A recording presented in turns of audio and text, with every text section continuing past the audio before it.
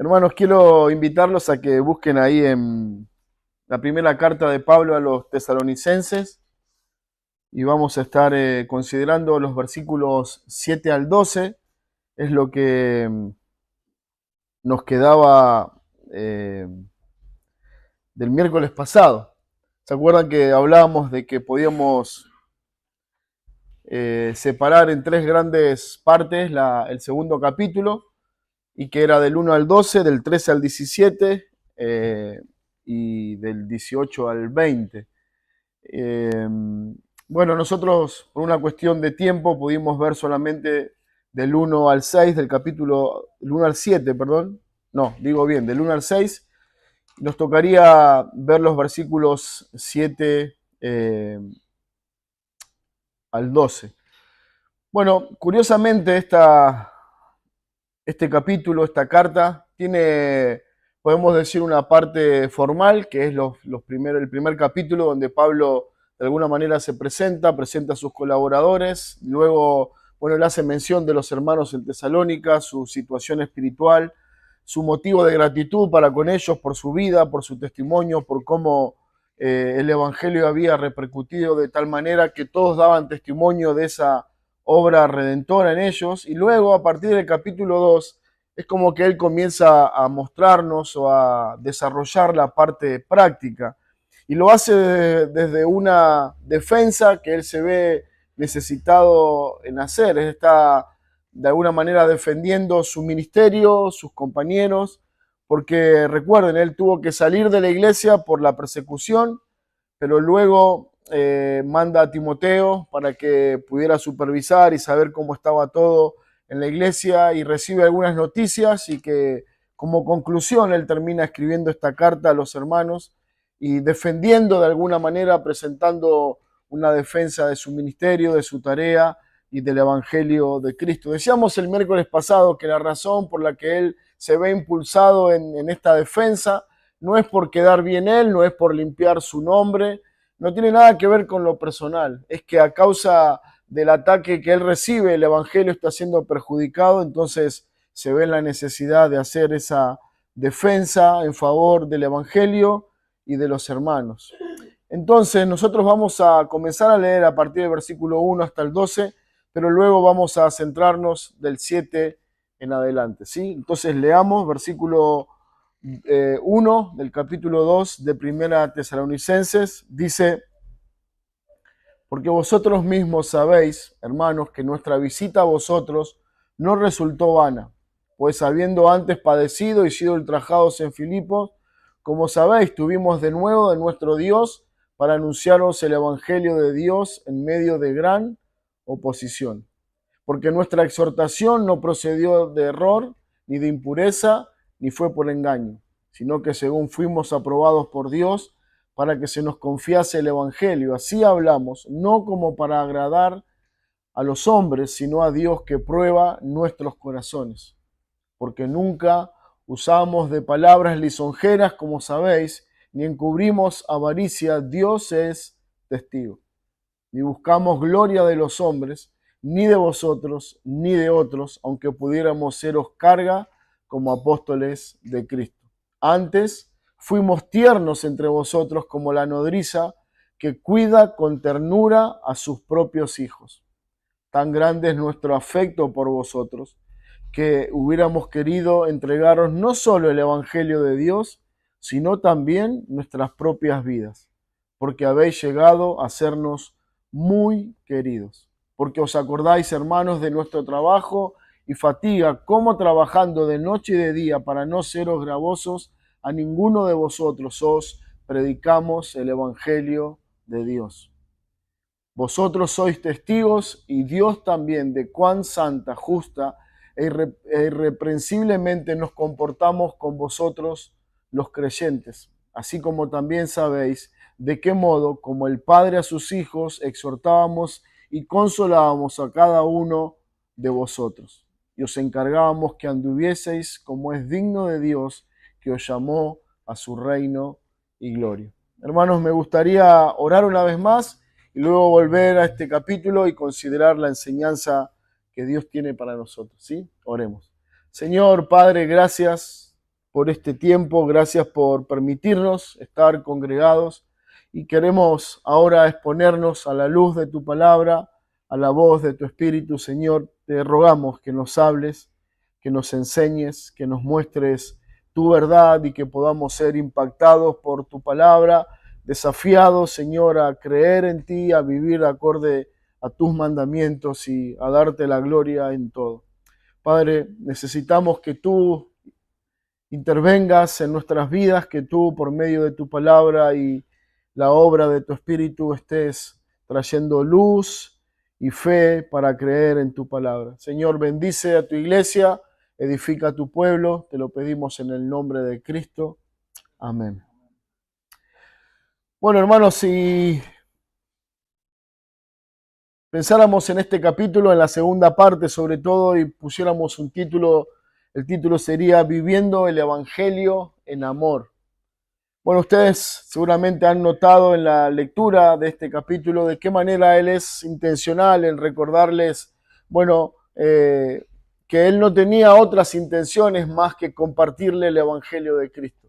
Esa era su motivación, ese era su desafío, ese era su trabajo, pero como bien sabemos, Pablo está siendo acusado de que hay otras intenciones detrás, ¿no? Hay intenciones, algunos decían de una ganancia deshonesta, de aprovecharse de los hermanos. Algunos decían que Pablo predicaba por avaricia, como él dice que nosotros no encubrimos avaricia y Dios es testigo. Bueno, luego de que había intereses personales de reconocimiento o de aprovecharse de los hermanos, otros decían que Pablo estaba engañando desde su enseñanza y con su mensaje a la iglesia, que él era un manipulador. Otros decían que él era un autoritario que estaba tratando a la iglesia con prepotencia, con orgullo. Y por último, que él quería agradar a los hombres, quería impactar con su enseñanza, quería impactar con su elocuencia y que su única motivación era agradar a los hombres. Bueno, una difícil tarea tenía Pablo, no tanto con los enemigos, sino sobre todo poder sacar esa espina del corazón de los hermanos para que ellos pudieran recordar su ministerio, su trabajo y su proceder con ellos. Los primeros 6 versículos es una fuente instructiva para nuestra vida de cómo un cristiano tiene que servir a Dios, cuáles son las motivaciones, cómo debe ser la manera, cuál debe ser la búsqueda. Pablo es profundamente claro en decirnos cómo nosotros tenemos que servir a Dios sirviendo a la iglesia.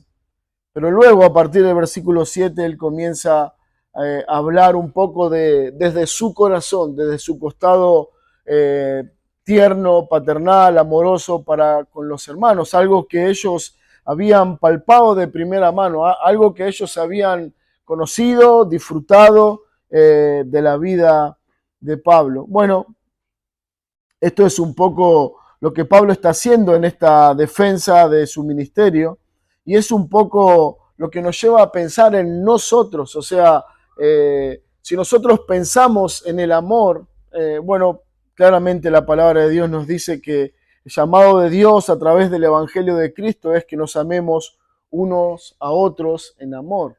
Bueno, ese es el mensaje central del Evangelio. Dios es amor, nos ama y ese amor está evidenciado, mostrado por medio de Cristo. Y luego que una persona acepta ese amor de Dios, el sacrificio de su Hijo, el sacrificio de amor, somos llamados a amar como Dios nos amó a nosotros.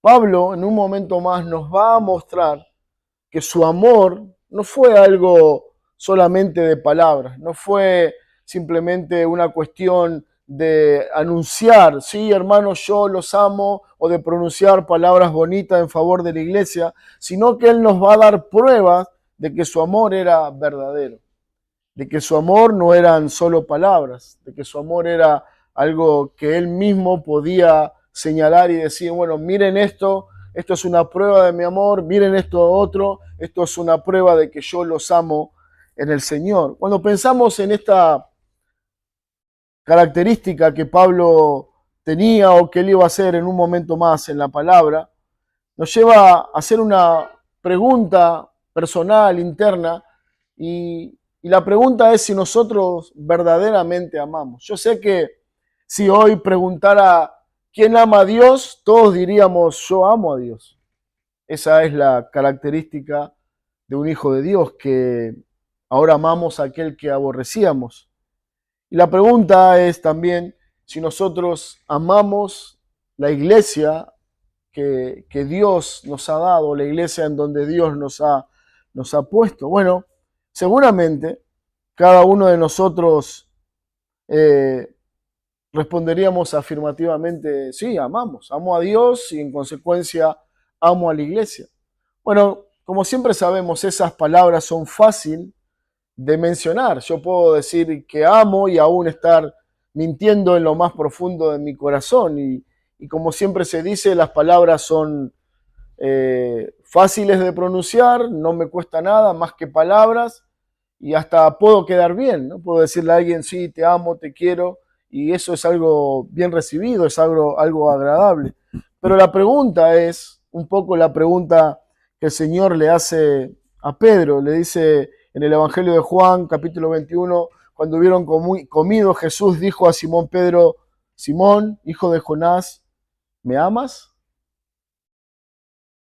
Bueno, en esta noche esa es la pregunta para nosotros. Y Pablo nos va a ayudar a llegar a una conclusión bíblica correcta de poder comprobar nuestro amor.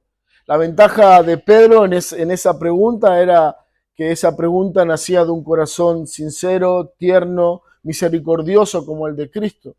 La respuesta de Pedro era completamente honesta. Pedro sabía que no había nada que pudiera esconderle a Cristo. Bueno, la pregunta para nosotros es, ¿cómo yo puedo saber si verdaderamente amo? Bueno, Pablo va a dar pruebas de que él amaba a los hermanos, que amaba a la iglesia y en consecuencia esta era una representación, una prueba de que él amaba a Dios. Pero la pregunta, hermanos, en esta noche para nosotros es cómo yo puedo saber, más allá de mis palabras, más allá de mis ideas, cómo yo puedo comprobar, verdaderamente si amamos a Dios y en consecuencia amamos a la iglesia. Bueno, la descripción que Pablo hace a partir del versículo 7 es una prueba de amor práctico, una prueba de amor fraternal, una prueba de amor verdadero. Y eso es lo que nos va a ayudar a entender un poco más si verdaderamente estamos amando como Dios espera que nosotros amemos. El versículo que leí hace un momento dice, amados, amémonos unos a otros. La necesidad de amarnos es una imposición dada por Dios. No es una opción, no es algo que yo puedo decidir en el tiempo. Bueno, en algún momento voy a amar a mis hermanos, en algún momento voy a amar a Dios. No, es un mandamiento. Amados, y es interesante como Juan lo dice, porque habla de la iglesia como los amados de Dios, los receptores de Dios. En consecuencia, por haber recibido ese amor, ahora tenemos que amarnos unos a otros. Y eso está en imperativo, es un mandamiento, es algo que Dios espera de sus hijos. Bueno, claramente lo podemos ver en la vida de Pablo y así entramos entonces a la primera, al primer punto.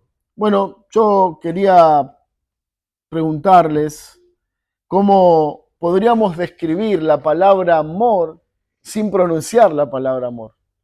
¿Con qué otras palabras, con qué otras ideas, con qué otras, de qué otras maneras nosotros podemos expresar una idea de amor claramente? Bueno, esto es algo que vamos a encontrar en los versículos que vamos a leer y Pablo dice, nosotros fuimos tiernos entre ustedes. Bueno, claramente él va a hacer alusión a algo, a esa palabra, pero si pienso en amor, pienso en que alguien que ama es una persona tierna. Piensen también en 1 Corintios 13 y las características del amor. Y Pablo dice que el amor es tierno. Dice que ellos estaban dispuestos a entregar su propia vida por los hermanos. Bueno, es una referencia al amor de Cristo y es una referencia a lo que Juan dice de cómo nosotros tenemos que amar. Nuestro amor tiene que ser tan profundo que debemos dar nuestra vida por los hermanos. Pablo dice, nosotros estuvimos dispuestos a entregar nuestra propia vida por ustedes. Bueno, en consecuencia dice que ellos no quisieron ser gravosos a la iglesia, a los hermanos. No quisieron ser una carga, no quisieron ser un peso. Alguien que ama no está pensando en él mismo, está pensando en el beneficio del otro. Es una expresión del amor. Bueno, dice, nos comportamos santa, justa e irreprensiblemente con ustedes. Bueno, 1 Corintios 13 dice que el amor no hace nada indebido. El amor es puro, el amor no hace nada que sea contrario a la verdad. Y Pablo dice, nuestro comportamiento, nuestro ministerio entre ustedes fue bajo esta característica. Fue santo, fue justo, fue irreprensible. La palabra irreprensible es que no tiene ninguna mancha, que no tiene de dónde ser señalado o agarrado. Es como una taza que tiene ahí su asa para ser tomada. Bueno, alguien irreprensible no tiene de dónde ser agarrado. Y es una característica del amor. Tiene un comportamiento hacia el otro puro, santo, procura la edificación del otro, procura el bien del otro. Y es un poco lo que Pablo está mencionando. Dice, nosotros exhortábamos y consolábamos a todos ustedes. Bueno, una expresión de amor es ese cuidado por el otro.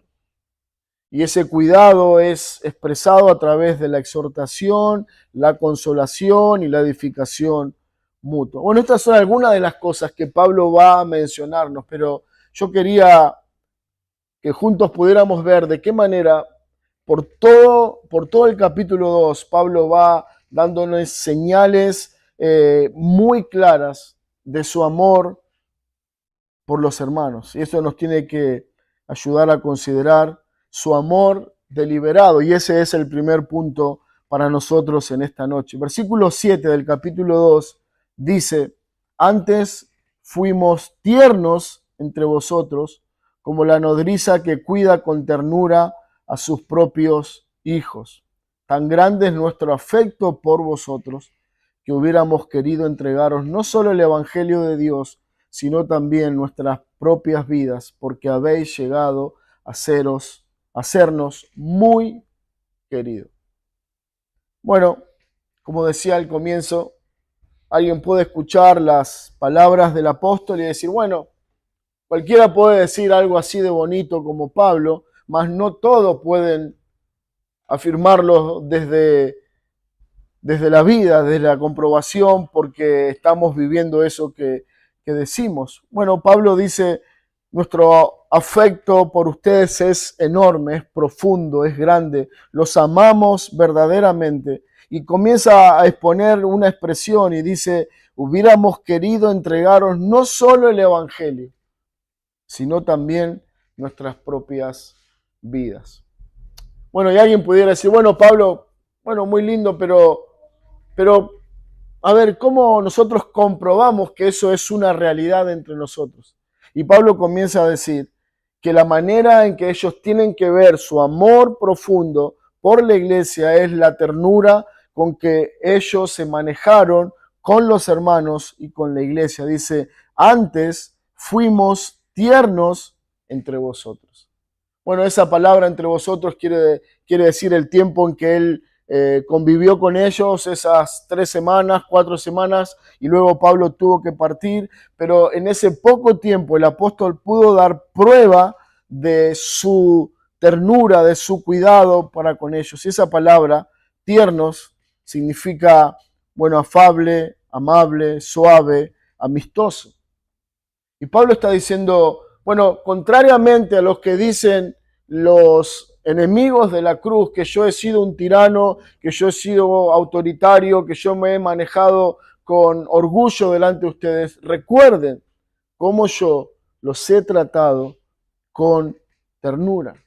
Bueno, esta es una característica de Cristo. Cristo era un hombre tierno, no por eso era un hombre débil, frágil, todo lo contrario. Él era un hombre tierno que hablaba con ternura, que hablaba con suavidad, que era amable.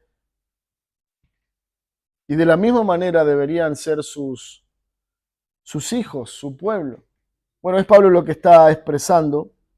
Bueno, contrariamente a esa acusación, Pablo apela a su recuerdo y les dice, ¿ustedes se acuerdan cómo yo me he manejado con ustedes con ternura? Y es ellos mismos los que dan testimonio de esto. Bueno, él continúa hablando y primero hace esta mención y dice, bueno, yo he sido tierno con ustedes. Y podemos pensar en alguien que le pregunta, bueno, pero ¿de qué manera fuiste tierno con nosotros? Y Pablo diciendo, bueno, piensen en una madre, piensen en una niñera. Bueno, vieron la ternura con que ellos cuidan a sus niños a pesar de que no son propios, vieron el amor con que la madre cuida a su hijo, y esa palabra nodriza tiene que ver en el original con alguien que está abocada a alimentar a un niño, alguien que estaba ocupada en cuidar a ese niño, pero también de darle el alimento necesario. Y Pablo dice, nuestra ternura no solamente tiene que ver con cómo los tratamos, cómo los amamos, sino cómo hemos llevado adelante como una madre ese cuidado sobre ustedes. Pablo dice y apela a esta analogía de la madre, dice, nuestro amor por ustedes es como el de una madre por su hijo. Bueno, nosotros conocemos historias de mujeres que dieron su vida por sus hijos. Conocemos historias de otras que estuvieron dispuestas a dar su vida por sus hijos si no tuvieron la oportunidad. A otras que harían ese intercambio, ¿no? De que ellas partieran y que sus hijos siguieran, bueno, con vida. Y Pablo apela a esa figura, a la figura del amor tan profundo, tan cercano, tan visible y palpable de una madre. Dice, mi amor por ustedes es como el de una madre. Bueno, eso es lo que Pablo menciona en el versículo 8 cuando dice, tan grande nuestro afecto por vosotros, que hubiéramos querido entregarlos no solo el Evangelio, sino también nuestras propias vidas. Bueno, así como una madre está dispuesta a dar su vida por su hijo, dice Pablo, de la misma manera, nosotros estábamos dispuestos a dar nuestra vida por ustedes. Bueno, cuando alguien piensa en esta frase puede decir, bueno, pero ¿qué? ¿Acaso Pablo estaba dispuesto a morir por los hermanos, a ser sacrificado por la iglesia? Bueno, posiblemente. Si así la voluntad lo quisiera, si así la voluntad de Dios lo determinara, posiblemente él moriría como murió por la iglesia, por el evangelio, por los hermanos. Bueno, pero tiene que ver mucho más que eso. El amor que Pablo está expresando por ellos no tiene que ver con que los amo a tal punto de que puedo morir por ustedes, sino que está diciendo los amo de tal manera, estoy tan dispuesto, tan determinado a dar mi vida por ustedes, que voy a vivir para ustedes, que voy a estar dispuesto, como una madre está dispuesta para sus hijos, de la misma manera yo estoy dispuesto para ustedes, para darle el alimento espiritual, para cuidarlos, para cobijarlos, para protegerlos. Bueno, la idea de esa ternura que Pablo está hablando es la de una madre que toma a su hijo, lo cobija contra ella y le transmite ese calor maternal que su hijo necesita. Todos sabemos, los hijos a esa tierna edad son totalmente dependientes de sus madres para comer, para dormir, para sentirse bien. A veces son las madres las únicas que pueden interpretar qué está pasando con su bebé, si necesita dormir, si necesita un baño, si está enfermo y cosas así. Bueno, Pablo dice, mi amor por ustedes es semejante a eso. ¿Hay dudas de que los he amado? Bueno, saquen una conclusión a la luz de esta experiencia de amor con ustedes. Cuando nosotros pensamos en la ternura, no podemos dejar de pensar en Cristo, quien es la máxima expresión de ternura, de amor, de compasión al cuidar su iglesia. Y Pablo está replicando ese ejemplo de Cristo. Él no está siendo un hombre especial, él no está haciendo nada distinto, él está copiando lo que vio de su maestro y llevándolo a la práctica entre los hermanos en la iglesia. Es mismo Pablo que escribe en Efesios 5, dice, Cristo amó a la iglesia y se entregó a sí mismo por ella. Leíamos el pasaje de Juan que dice, amémonos unos a otros. Y Pablo dice, bueno, Cristo se entregó, Cristo amó a la iglesia y se entregó por ella. El llamado a cada uno de nosotros en amarnos es imitar esto. Amar la iglesia y entregarnos por la iglesia. Ahora, el entregarnos no significa solamente que en algún momento, si la voluntad de Dios así lo quiere, dar nuestra vida por el Evangelio, por la fe, por nuestra iglesia. Tiene que ver con vivir para la iglesia. Y quiero que esto se entienda bien, no es un llamado a renunciar a mis responsabilidades laborales, a dejar mi familia, a abandonar mis responsabilidades sociales. No tiene nada que ver con eso. Tiene que ver con darle a Dios lo que Él merece de nuestras vidas. Bueno, Pablo está siendo claro en eso y él está mencionando de que él estaba completamente determinado, dispuesto a servir a la iglesia mientras viva. Y a veces nosotros podemos caer en el error de pensar que la iglesia es, bueno, como algo que hago a mitad de semana, al fin de semana, y el resto de los días vivo mi vida acorde a mi sentir, a mi voluntad, y no es así. Nosotros somos llamados a servir a la iglesia. En la medida de mis posibilidades, en la medida de las oportunidades, yo tengo que, como Pablo, involucrarme y en servir a la iglesia, porque es en ese servicio voluntario, sin interés, sin honrar, sin buscar la gloria de los hombres, en que estoy mostrando un amor sincero por Dios y por su iglesia. Juan, la primera carta, capítulo 3, dice, hijitos míos, no amemos de palabra ni de lengua, sino de hecho y en verdad. Interesante que Juan trae a discusión esa idea de no amemos de palabra. Bueno, seguramente Dios sabe que nosotros podemos expresar nuestro amor por la iglesia, por los hermanos, y son simplemente palabras. Alguien dijo, el amor que no se nota no es amor verdadero. Yo puedo decir, amo a la iglesia, amo a Dios, amo su palabra, pero si esto no tiene una consecuencia en mi vida, si esto no me lleva a un compromiso más cercano, más profundo, más serio con Dios, con su iglesia y con su palabra, bueno, posiblemente no sea verdad. El amor cristiano es deliberado, actúa, se sacrifica, se entrega por aquello que ama. ¿Quieres saber qué estás amando? ¿Quieres saber dónde está tu corazón? Bueno, ¿qué es lo que te motiva? ¿Qué es lo que te quita el sueño? ¿Qué es lo que te trae preocupación? ¿Qué es lo que quieres cumplir? Bueno, eso es lo que estamos amando. Bueno, la pregunta que comenzábamos era si nosotros estamos amando a la iglesia. Pablo dice, bueno, yo amo a la iglesia con ternura, yo amo a la iglesia como una madre, yo amo a la iglesia como Cristo amó a la iglesia. Pablo está dando una prueba de su amor y dice el versículo 8 que no solamente él les compartió el evangelio, sino que estaba dispuesto a dar su propia vida. Bueno, esa palabra vida, vivir, tiene que ver con su tiempo, su energía, su trabajo, sus talentos, sus dones. Cuando Pablo dice, yo estuve dispuesto a dar mi propia vida, podemos cambiar esa frase y decir, bueno, Pablo está diciendo, estoy dispuesto a dar mis talentos, mi tiempo, mi energía, mi trabajo, todo lo que soy. Sí, amo a la iglesia, pero no tengo tiempo para la iglesia. Sí, amo a los hermanos, pero no tengo tiempo para servir a los hermanos. Y no necesariamente alguien puede servir a la iglesia o servir a los hermanos teniendo un ministerio público.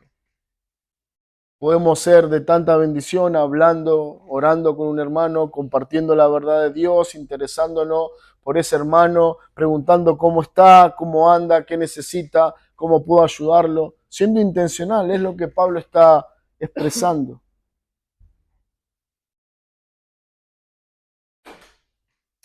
Bueno, Pablo no solamente estaba dispuesto a morir por ellos, sino sobre todo, algo más precioso, estaba dispuesto a vivir por ellos.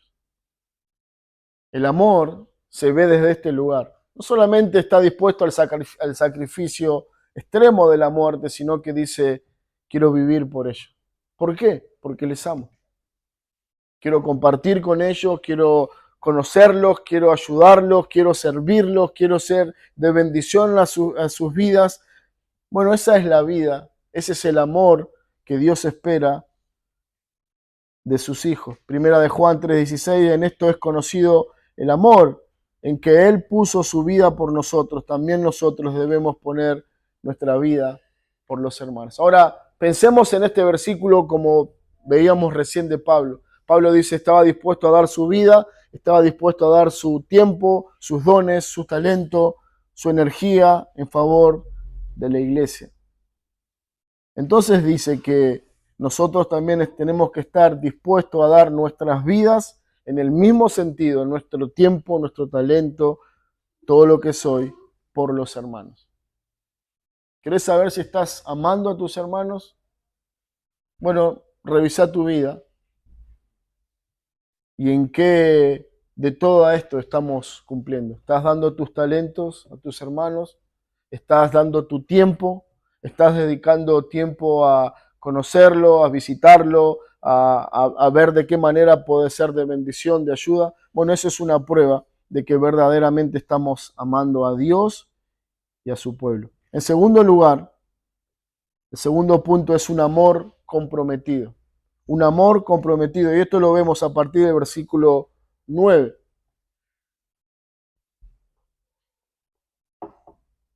Dice, porque os acordáis, hermanos, que nuestro trabajo y fatiga como trabajando de noche y de día, para no seros gravosos a ninguno de vosotros, os predicamos el Evangelio de Dios. Vosotros sois testigos, y Dios también, de cuán santa, justa e irreprensiblemente nos comportamos con vosotros, los creyentes. El amor es comprometido. Bueno, Pablo ya nos habló acerca del amor deliberado, de que el amor se da, de que el amor debe ser intencional, debe ser deliberado, debe ser entregado sin esperar nada a cambio. Es el amor de Dios, es como Dios ama, es como su pueblo tiene que amar. En segundo lugar, Pablo nos va a mostrar que su amor es comprometido. Hay un compromiso, hay una determinación en donde él decide amar, a pesar de las consecuencias, a pesar de lo difícil y, como dice acá, a pesar de lo trabajoso y fatigoso que pueda ser. Él apela a una idea que ya mencionó en los versículos anteriores, donde dice, os acordáis. Esto es como apelando a su memoria, apelando a su recuerdo. Dice, ustedes se acuerdan cómo yo me manejé entre ustedes, y ustedes recuerdan aquella época cuando yo trabajé en medio de ustedes, cómo fue mi trabajo, cómo yo los serví, cómo yo los amé. Bueno, Pablo está diciendo, ustedes recuerdan el testimonio personal que tengo entre los hermanos. Bueno, él lo hace desde esta frase, os acordáis. Qué lindo sería ser recordado en el tiempo como ese hermano que nos amó. Seguramente hay alguien en nuestra vida que nosotros tenemos en ese casillero. Si alguien nos preguntara, ¿te acordás? ¿Alguna persona, algún hermano que tuvo un testimonio de amor, de compasión para con nuestra vida? Sí, seguramente hay muchos. Bueno, Pablo está apelando a eso y está diciendo, bueno, ustedes se acuerdan cómo yo os he amado. Pero no solamente se queda con la expresión de amor, sino que dice, ustedes se acuerdan, hermanos, de nuestro trabajo y fatiga entre ustedes. Bueno, esto es interesante. Recuerden, comenzamos diciendo que Pablo está siendo acusado de que él está teniendo estos viajes misioneros, está visitando Tesalónica con la única intención de aprovecharse de los hermanos, de algún provecho económico para su vida. Y Pablo dice, yo he trabajado y me he cansado porque no quiero serles gravoso, no quiero ser una carga. Yo quiero servirles, yo quiero ayudarles en esta formación de la iglesia. Y sé que como apóstol tengo el derecho de que ustedes me cubran los gastos, pero yo no quiero serles una carga. Y tampoco quiero darle oportunidad a los enemigos de que tengan dónde agarrarse y me acusen de que mi única intención es un provecho. Entonces él dice, yo trabajé y me fatigué entre ustedes. Bueno, todos saben, Pablo era alguien que construía tiendas y algunos, como dice en versículo 9, dice que trabajando de noche y de día. Dice que, bueno, su día comenzaba muy temprano por la mañana y terminaba muy tarde por la noche. En ese tiempo él separaba entre el ministerio y el trabajo y era necesario trabajar porque era por ese ingreso que él podía ayudar a cubrir sus gastos y los de sus compañeros de misiones. Pero Pablo estaba mencionando que él había trabajado hasta el cansancio para no ser una carga a la iglesia de Dios. Por eso dice, para no ser gravoso a ninguno de vosotros, os predicamos el Evangelio. Trabajamos, nos cansamos, pero vinimos a cumplir el propósito mayor que es la predicación del Evangelio. Lo que podemos ver en Pablo, hermanos, es algo precioso porque él tenía una meta bien determinada y era la proclamación del Evangelio. El trabajo era algo secular para él, era algo necesario, era algo que él requería para sus viajes, para su sostén, pero el trabajo no era algo que le iba a quitar esa meta, ese propósito de la proclamación del Evangelio. Dice versículo 10, vosotros sois testigos y Dios también de cuán santa, justa y irreprensiblemente nos comportamos con todos, con vosotros, los creyentes. Bueno, esta idea que Pablo está planteando, una vez más dice, ustedes son testigos. Ustedes saben muy bien cómo yo trabajé entre ustedes. Ustedes saben muy bien cómo yo no fui carga a nadie. Bueno, algunos versículos que pueden ayudarnos a comprender un poco más esta idea. Segunda Tesalonicenses 3:7 dice, porque vosotros mismos sabéis, una vez más, la misma unidad de pensamiento. Ustedes saben, dice Pablo, de qué manera debéis imitaros, pues nosotros no anduvimos desordenadamente entre vosotros, ni comimos el pan de nadie, perdón, no comimos de balde el pan de nadie, sino que trabajamos con afán y fatiga día y noche para no ser gravosos a ninguno de vosotros. Hechos 20:33 dice, ni plata, ni oro, ni vestido de nadie he codiciado.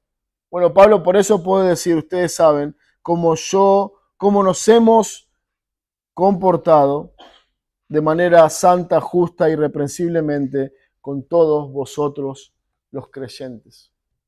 Bueno, es algo precioso la vida de Pablo, es algo precioso el testimonio, el ejemplo que podemos encontrar. Bueno, los enemigos de Pablo están acusándolo de beneficiarse de los hermanos y Pablo dice, esta es mi prueba, esta es la comprobación de que mi amor por ustedes no tenía nada que ver con lo económico, con un beneficio personal.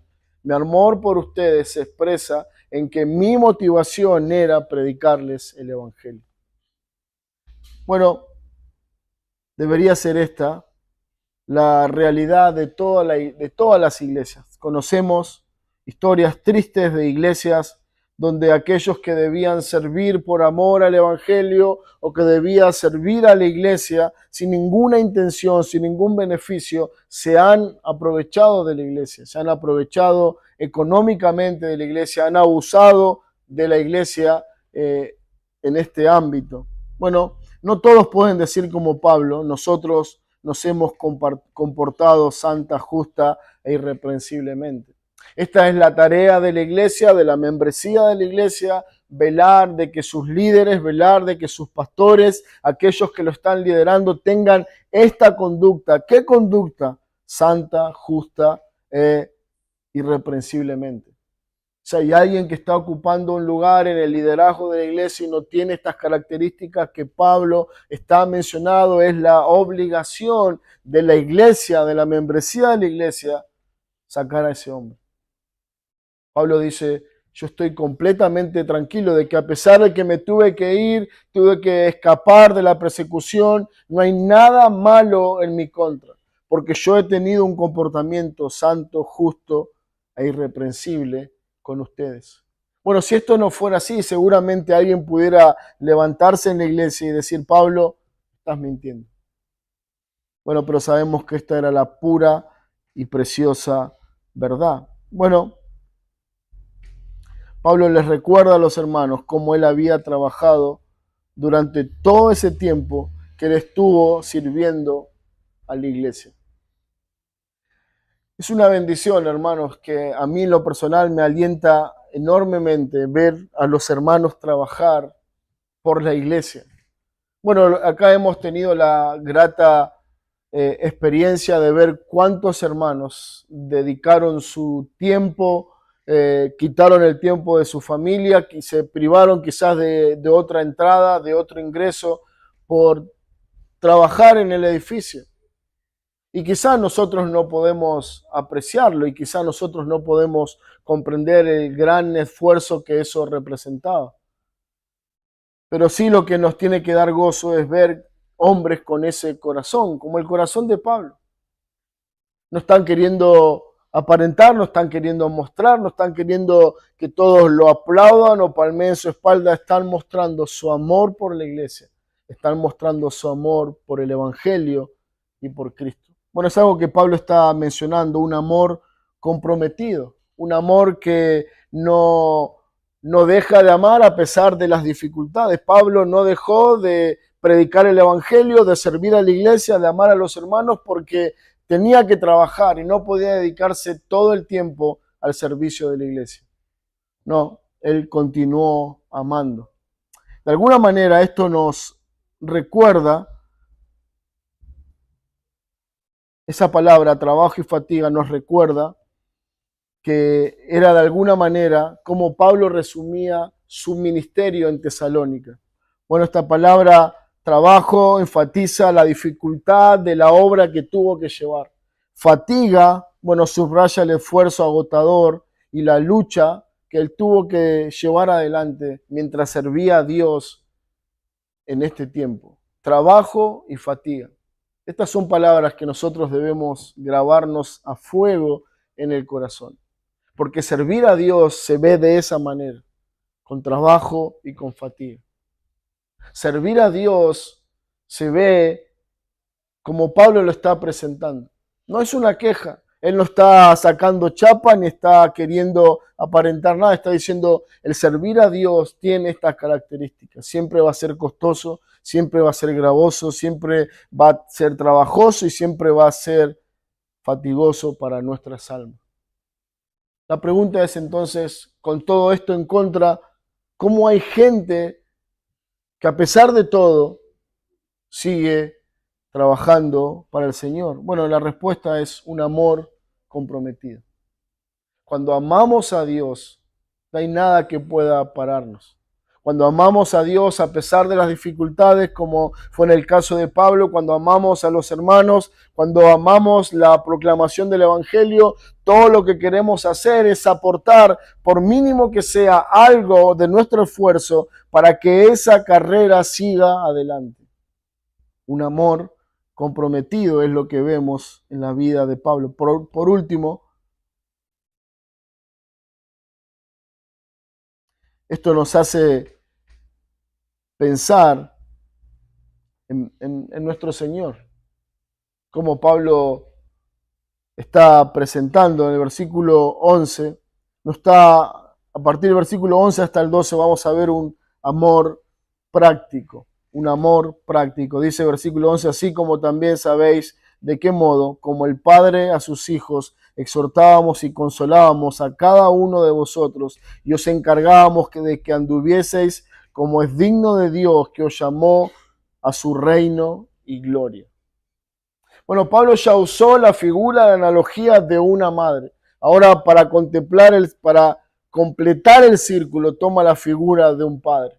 Es una figura recurrente en los escritos de Pablo. Varias veces él presenta esa figura, él mismo se presenta como padre de Tito, de Timoteo, presenta a Dios como nuestro Dios Padre y nos habla a nosotros de esa hermosa figura de que hijo de Dios tenemos un Padre en los cielos. Es una figura que Pablo tiene muy presente en su mente. Bueno, él dice, así como también sabéis de qué modo. Una vez más, apela a la misma idea. Ustedes saben cómo yo me he comportado como un padre con ustedes. Ella les ha dicho, ustedes saben cómo los he tratado con mucho amor, como el amor de una madre. Ahora él dice, ustedes saben cómo yo me he comportado como un padre a sus hijos. Hermosa figura. Porque si tenemos mucho que decir acerca de la madre, su cuidado y la bendición que es para un recién nacido, aún para un hijo el resto de sus vidas, una madre, de la misma manera, es una bendición dada por Dios, un padre a sus hijos. Bueno, como el padre a sus hijos. Esta es la figura complementaria que Pablo está tomando para que ellos puedan entender cómo Él los ama. Pero no solamente tiene que ver cómo Él los ama, sino que Él describe la relación que Él tuvo con ellos, una relación cercana, una relación de cuidado, una relación donde Él estaba encargado de proveerles el alimento espiritual, de guiarlos, de aconsejarlos, de mostrarles lo que es correcto y lo incorrecto. Es todo lo que encontramos en el versículo cuando él dice, nosotros nos comportábamos como un padre con sus hijos, y luego dice, los exhortábamos y los consolábamos a cada uno de ustedes. Bueno, Pablo dice que nos ama, podía preguntar a alguien. ¿Y cómo podemos llegar a esa conclusión? Pablo responde, ustedes saben cómo yo los he tratado como un padre a sus hijos. Yo me he comportado con ustedes como un padre con sus hijos. Bueno, esto es algo hermoso porque nos lleva a pensar la tarea no de manera general como un padre con todos, sino esa relación cercana de un padre con su hijo, esa relación tan cercana, cuidadosa, tierna, que un padre debe tener con su hijo. Pablo dice, mi relación con ustedes fue bajo estas características. Bueno, un padre, dice Pablo, que exhortaba, que consolaba, que alentaba a sus hijos. Bueno, esa es la característica del padre espiritual que Pablo está expresando, ¿no? Es la característica de un hijo de Dios que desarrolla su tarea paternal en la iglesia.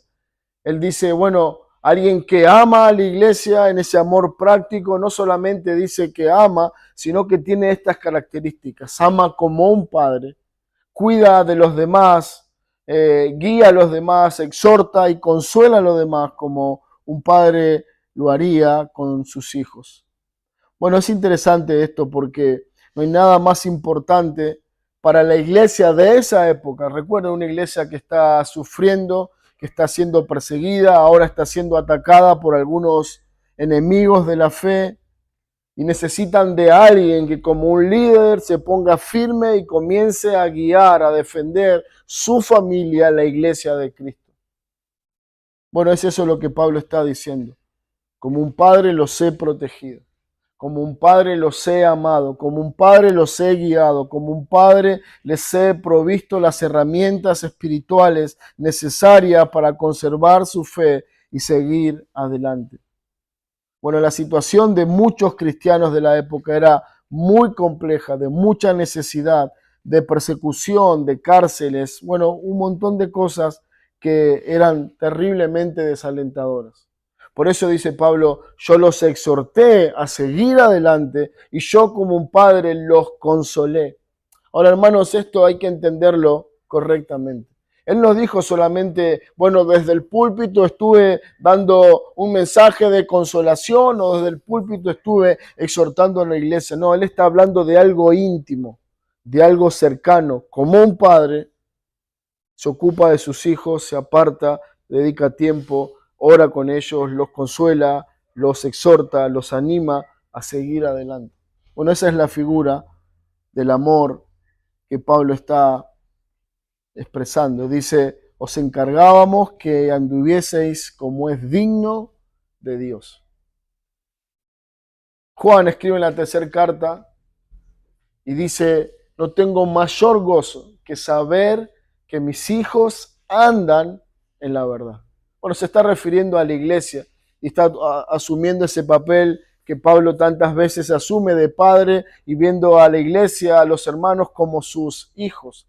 Juan es el que utiliza como una frase de amor, hijitos, hijitos míos.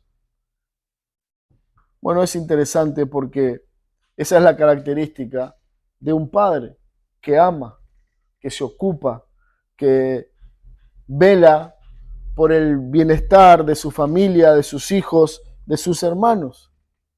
Bueno, y en este caso, dice Pablo, nosotros les encargábamos, le encomendábamos que anduvieses como es digno de Dios. Esto es interesante porque esta es la función, no solamente de los líderes o pastores de la iglesia, es la función de la iglesia exhortarnos, como dice Hebreos 10, mutuamente unos a otros de que andemos como dignos del Señor. Bueno, ¿por qué es necesario esta exhortación? Bueno, porque podemos andar de una manera indigna del Señor. Podemos decir, bueno, yo soy un hijo de Dios y comportarnos de una manera que no reflejamos esa unión que decimos tener con Dios. Es la necesidad de un padre espiritual, de un líder espiritual, de un hermano maduro en la fe que me confronte con amor, con misericordia, que me exhorte, que me anime y que me encarezca a andar digno de Dios.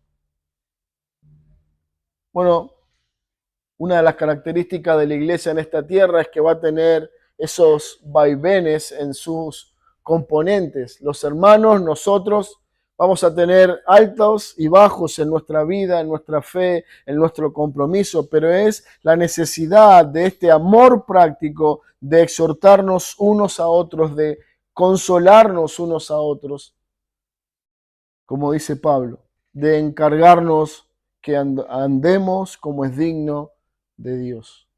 Hermano, qué hermoso que es, doloroso, pero hermoso a la vez, que alguien venga y nos exhorte y nos diga, hermano, no estoy viendo una fe comprometida, no estoy viendo una fidelidad propia de un hijo de Dios en tu vida, quiero animarte, estoy orando por vos, para que puedas andar como alguien digno de un hijo de Dios. Es la responsabilidad de cada uno de ustedes como parte de esta iglesia, velar unos por otros, pero no para ver quién mejor, quién es peor, no para dejar en evidencia a nadie, sino que nuestra responsabilidad es que nosotros debemos cuidar la dignidad del evangelio que decimos creer. Si alguien no anda conforme al evangelio, debe ser llamado a la atención, debe ser exhortado con amor y compasión a que andemos dignamente. ¿Se acuerdan? Esa discusión entre Pedro y Pablo. Dice que Pablo le exhortó severamente, duramente, porque él no estaba teniendo una conducta conforme al Evangelio. Bueno, un poco lo que está diciendo acá. Dice, yo los exhorté a que ustedes anden como dignos del evangelio. Por último, versículo 12 dice que os llamó de su reino y gloria. Bueno, es la misma transición que Pedro hace, de que nosotros fuimos trasladados de las tinieblas a la luz admirable. Bueno, esa es nuestra esperanza, dice Pablo. Esa es la esperanza que tenemos por delante, esa es la esperanza que nos consuela, esa es la esperanza que nos desafía, esa es la esperanza que nos anima a seguir adelante. Esa es la esperanza que nos ayuda a andar dignamente. Bueno, es la responsabilidad de la iglesia, de los padres, de los hermanos, mencionar esta preciosa esperanza, el que nos llamó de su reino y gloria. Bueno, somos llamados a ser ciudadanos de un nuevo reino. Nuestro rey es ahora Cristo. Nuestro rey ahora es Dios y Él nos ha dado un nuevo reino y como ciudadanos de ese reino hemos de tener una conducta y un compromiso en amor con Dios. Los hijos del reino tienen esta característica. Aman con un amor comprometido. Aman con un amor práctico. Aman en verdad. Bueno, iniciamos la enseñanza en esta tarde preguntando si nosotros amábamos.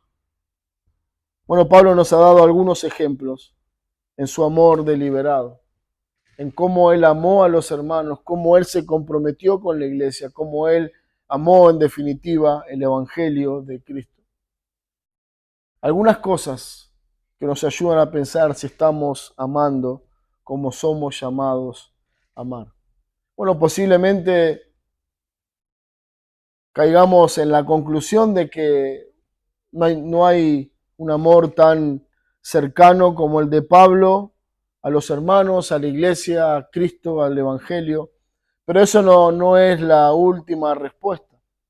Si Dios en su gracia nos ha mostrado esta realidad, nosotros podemos ir a la cruz, debemos ir a la cruz y pedir a Dios su perdón y su gracia para poder amar como tenemos que amarle a Él y amar como tenemos que amar a su iglesia.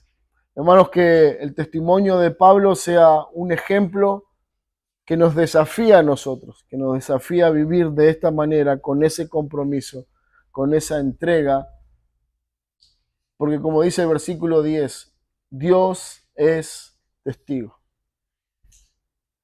Pablo dice, ustedes saben, ustedes son testigos y Dios también de cuán santa, justa y irreprensiblemente nos comportamos con vosotros los creyentes.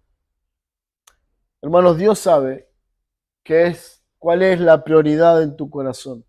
Y por ahí nosotros no lo sabemos, por ahí nosotros no lo queremos ver, pero que Dios en su gracia nos confronte, nos convenza de pecado, nos muestre qué estamos haciendo mal, de qué necesitamos arrepentirnos. Pero debemos tener siempre presente que Dios sabe todas las cosas. Dios sabe cuál es tu prioridad, Dios sabe qué amas, Dios sabe cuál es lo que ocupa el primer lugar en tu corazón. Entonces no nos queda mejor oportunidad que ir a Él y pedirle que Él nos muestre, que Él nos ayude a ver nuestro corazón y que podamos amarle a Él por sobre todas las cosas. Amén. Oremos. Señor Padre, gracias por este tiempo, gracias por tu palabra, por la enseñanza que ella tiene para nosotros. Gracias por la vida de estos hermanos en Tesalónica, Señor. Gracias por la vida de Pablo, su ministerio, su testimonio. Gracias, Señor, porque eres un ejemplo que nosotros debemos imitar, seguir. Señor, y cómo no pensar en tu amor por nosotros. Cómo no pensar en que somos indignos de ser amados con tanto amor, con tanta profundidad en tu amor, Señor, un amor que no cambia, un amor que no se va, un amor que permanece para siempre. Señor, Bendice a tu iglesia con corazones que son impulsados por este amor, un amor por ti, un amor por tu pueblo, un amor por la verdad, por el Evangelio. Señor, sabemos que no amamos como tendríamos que amar, pero también sabemos que tú puedes cambiar nuestro corazón y ayudarnos a amar de la manera correcta.